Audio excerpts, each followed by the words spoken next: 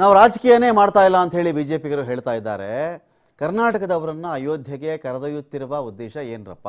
ಅಯೋಧ್ಯೆಗೆಲ್ಲ ಕರ್ಕೊಂಡು ಹೋಗ್ತಾ ಇದ್ದೀರಲ್ಲ, ಏನು ಉದ್ದೇಶ ನಿಮ್ಮದು? ಬಿಜೆಪಿ ನಾಯಕರನ್ನ ಹೀಗೆ ಪ್ರಶ್ನೆ ಮಾಡಿದ್ದಾರೆ ಸಚಿವ ಪ್ರಿಯಾಂಕ್ ಖರ್ಗೆ.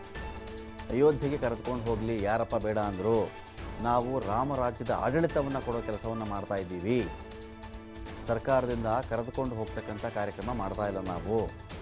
ಅಯೋಧ್ಯೆಗೆ ಜನನ ಕರ್ಕೊಂಡು ಹೋಗ್ತಿದ್ದಾರೆ, ನಾವು ಬೇಡ ಅಂತ ಹೇಳ್ತಿಲ್ಲ. ನಾವು ರಾಮರಾಜ್ಯವನ್ನೇ ರಾಜ್ಯಕ್ಕೆ ತರೋ ಪ್ರಯತ್ನ ಮಾಡ್ತಾ ಇದ್ದೀವಿ. ರಾಮರಾಜ್ಯವನ್ನು ಇಲ್ಲಿ ಕಟ್ಟೋ ಪ್ರಯತ್ನ ನಾವು ಮಾಡ್ತಾ ಇದ್ದೀವಿ. ಇವರು ರಾಮನನ್ನು ತೋರಿಸೋ ಪ್ರಯತ್ನ ಮಾಡ್ತಾ ಇದ್ದಾರೆ ಅಷ್ಟೇ. ಇಲ್ಲಿ ಸರ್ಕಾರದಿಂದ ಕರೆದುಕೊಂಡು ಹೋಗುವಂಥ ಕಾರ್ಯಕ್ರಮ ಇಲ್ಲ. ಮುಜರಾ ಇಲಾಖೆಯಲ್ಲಿ ಇದಕ್ಕಾಗಿ ಕೆಲವೊಂದು ಸ್ಕೀಮ್ಗಳು ಇವೆ. ಆ ಇಲಾಖೆ ಸಚಿವರನ್ನು ಕೇಳಿದ್ರೆ ಹೇಳ್ತಾರೆ ಅಂತ ಹೇಳಿ ಪ್ರಿಯಾಂಕ್ ಖರ್ಗೆ ಹೇಳಿದ್ದಾರೆ.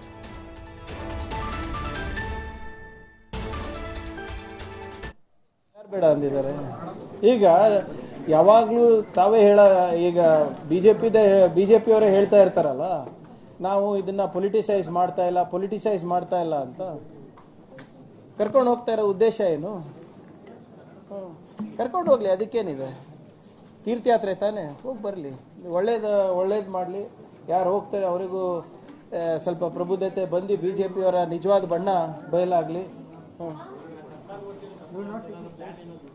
ಸರ್ಕಾರ ವತಿನಲ್ಲಿ ಅಂಥದ್ದು ಯಾವುದೋ ಆಲೋಚನೆ ಇಲ್ಲ. ಆಸ್ ಅ ಗೌರ್ಮೆಂಟ್ ನೋಡಿ, ನಾವು ಆಗಲೇ ಸಾಕಷ್ಟು ಸಬ್ಸಿಡೀಸು ಅದು ಎಲ್ಲ ಕೊಡ್ತಾ ಇದ್ದೀವಿ.